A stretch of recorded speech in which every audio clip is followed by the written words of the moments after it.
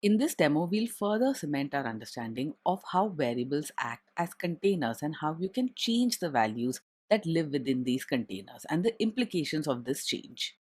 I'm first going to declare three numeric variables, n1, n2, and n3, and they contain either integers or floating point numbers. I'm then going to move on and create two string variables, s1 and s2, the first of which contains the string hello and the second contains world. The variables that we have created hold the values that we've assigned those variables, and we can then use them in calculations. This is something that you're familiar with. Total underscore n is equal to n1 plus n2 plus n3 will sum up the values in those variables and assign the result to a new variable total underscore n. And if you look at what total n contains, it's 168.5, the sum of the three numeric values that we had set up earlier. Now, the whole idea of the term variable is that the value that it holds can change. So you can reassign a value that is held within a variable. For example, when we say n1 is equal to n1 plus 1, Python will first evaluate the result n1 plus 1. We know that n1 currently contains the value 34. It will add 1 to 34, get 35, and store this result in n1 itself. So if you print out the value of n1, you'll see that n1 now contains 35. It no longer contains the value 34.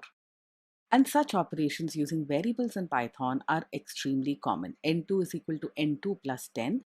We'll take the existing value of n2, add 10 to that, and then store the result in n2. So it'll take 34.5 plus 10 equal to 44.5. And as you can see, n2 now holds the value 44.5. And really, these operations are what make the variable get its name. You can vary the value that are held within variables. You can update these values. N3 minus 50, N3 was initially 100, you subtract 50, you get 50. N3 now holds the value 50. Now, what if you perform another operation with N3? N3 is equal to N3 multiplied by 50. In this computation, Python will use the last value of n3 that was stored within the variable. The last value stored was 50. So we get 50 multiplied by 50. The result 2500 is what is now will be stored in n3. And if you take a look at n3, you can see that it's 2500. Let's say we now perform one more computation with n3, n3 divided by 50. The last stored value in n3 was 2500.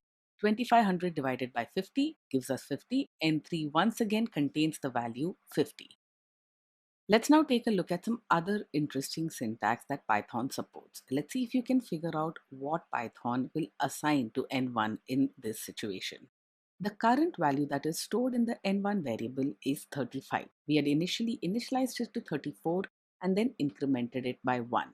So Python will first evaluate the expression on the right hand side of the assignment operator, that is n1 plus 1, and it will get 36.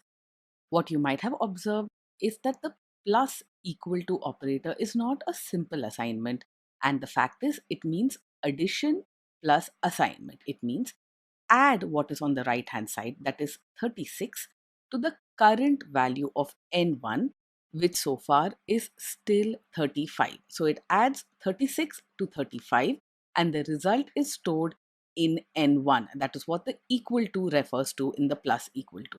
So the result is n1 is equal to 71.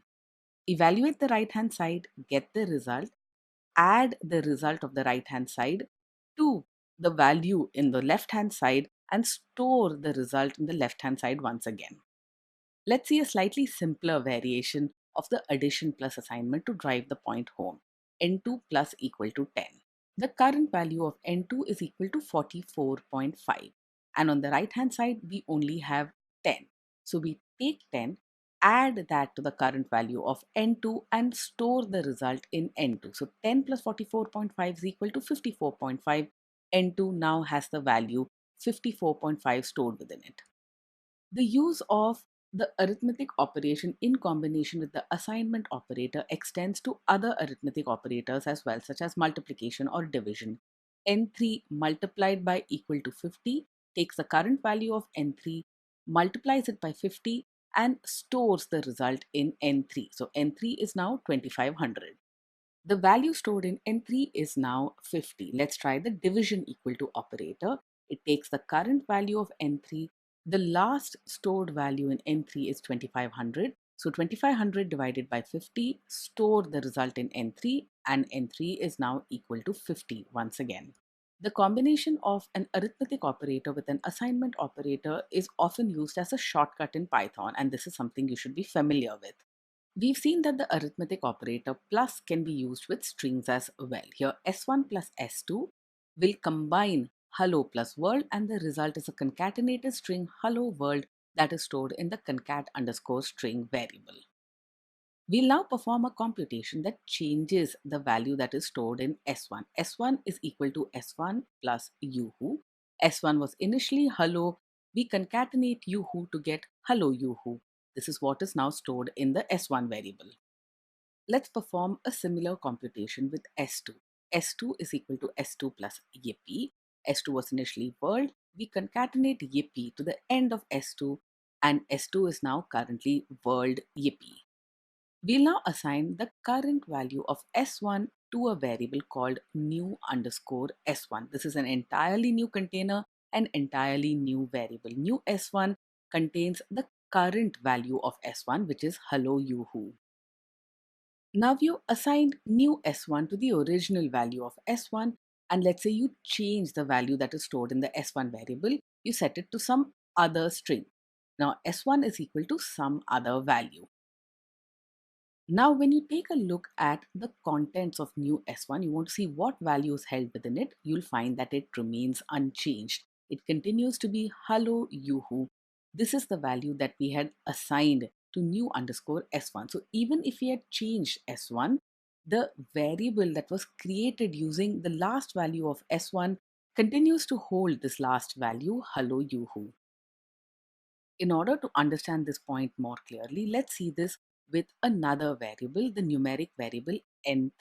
We assign the current value of n3 to a new variable sum underscore n. So sum underscore n currently has the value 50. We'll now perform an arithmetic computation which changes the value held in n3. We multiply n3 by 1000 and store the result in n3 itself. So n3 has a value of 50,000. Now, sum underscore n, which we assigned the value of n3 earlier, continues to have the value 50 because that was the value of n3 at the time of assignment. So even though we've changed the value of n3, sum underscore n continues to be 50. This is important for you to remember. Once you've created a new container, it continues to hold the value it was assigned until you explicitly change that particular variable or that particular container.